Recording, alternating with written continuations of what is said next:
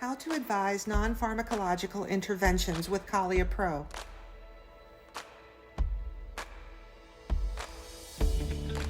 Let's discover together the main features of Kalya Pro on a concrete use case. You have a patient with irritable bowel syndrome. To access this condition, you can either use the quick selection or select the category of your choice, here digestive system or functional disorders.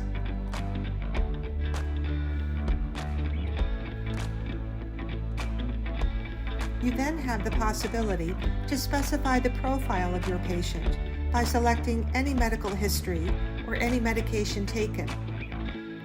By clicking one of these items, Kalya Pro eliminates any potentially dangerous interactions for your patient.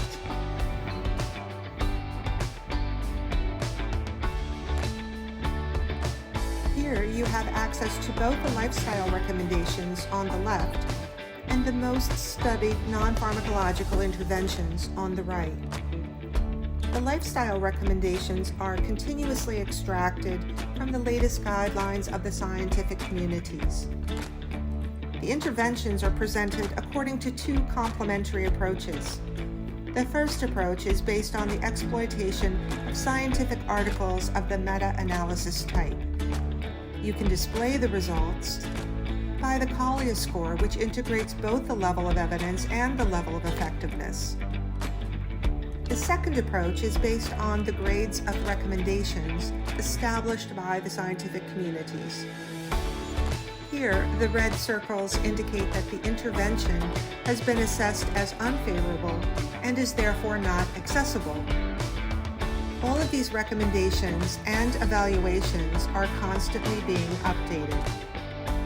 By clicking on one of the recommended interventions, here, Bifidobacteria probiotics, you have access to the effects of this intervention on the health problem, safety information, side effects, contraindications, and precautions for use, and a concrete implementation protocol from a study that has shown a benefit and was chosen for its methodological quality.